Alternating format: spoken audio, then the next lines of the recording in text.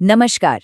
कभी सोचा है कि बच्चों का एक कार्टून छोटा भीम इतना बड़ा हिट आखिर बना कैसे? आज हम इसी के अंदर झांक कर देखेंगे और इसकी कामयाबी के पीछे जो एक कह सकते हैं बहुत ही आसान सा फॉर्मूला है उसे समझने की कोशिश करेंगे। अब देखिए, पहली नज़र में तो इस शो की दुनिया थोड़ी अजीब सी लगती है। मतलब ऐसा महसूस होता है कि जैसे बहुत सारे अलग अलग आइडियाज़ को बस यूं ही एक साथ मिला दिया गया हो। जैसे एक पल कहानी का पूरा फोकस होता है मिठाइयों पर, और वो भी खास तौर पर उन मज़ेदार लड्डुओं पर। और फिर अगले ही पल सीन में एक बिगड़ा हुआ रोबोट आ जाता है, और वो भी किस लिए? कपड़े प्रेस करने के लिए। और जब लगता है कि भाई अब और क्या ही हो सकता है, कहानी अचानक एक नया मोड़ ले लेती है और हम पहुंच जाते हैं हाईटेक एक्सपेरिमेंटल लावा कारों की दुनिया में।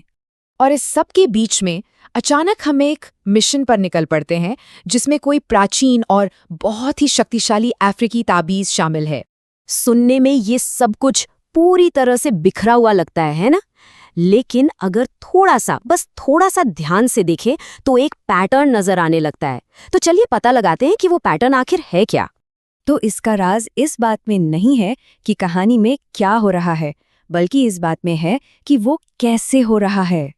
हर कहानी के पीछे एक ही बहुत ही आसान सा फॉर्मूला है जो बार बार इस्तेमाल होता है। देखिए, इससे कोई फर्क नहीं पड़ता कि प्रॉब्लम क्या है, चाहे लड्डू चोरी हो गए हों, कोई रोबोट बेकाबू हो गया हो या फिर पहाड़ पर चोर आ गए हों। सॉल्यूशन हमेशा हमेशा एक ही होता है, एक बिल्कुल साफ पैटर्न है। शो का विलन कालिया, उसका ये एक डायलॉग ही सब कुछ बता देता है। असल में यही इस शो का सबसे बड़ा नियम है कि जब भी कोई मुसीबत आएगी तो उसका हल सिर्फ और सिर्फ भीम के पास होगा। तो ये रहा वो फॉर्मूला। इसे हम 5 बहुत ही आसान से स्टेप्स में समझ सकते हैं, और यही लगभग हर एपिसोड का सीक्रेट ब्लूप्रिंट है। और ये जो पूरा का पूरा फॉर्मूला है ना, ये 2 क्लासिक किरदारों पर टिका हुआ है।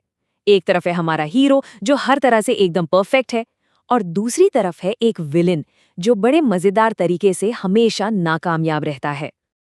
अब यहाँ इन दोनों के रोल बिल्कुल साफ है। भीम वो एक निस्वार्थ हीरो है जो हमेशा सबकी मदद के लिए तैयार रहता है, और वहीं दूसरी तरफ है कालिया जो एक क्लासिक कह लीजिए अनाड़ी बुली है और जो हमेशा हारता है।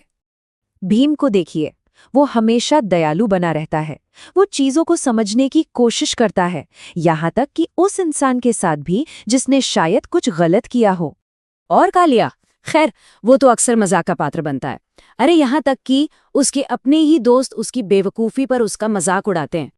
अब जब किरदारों के रोल इतने साफ हैं तो इस फॉर्मूले को किसी भी तरह की कहानी पर लागू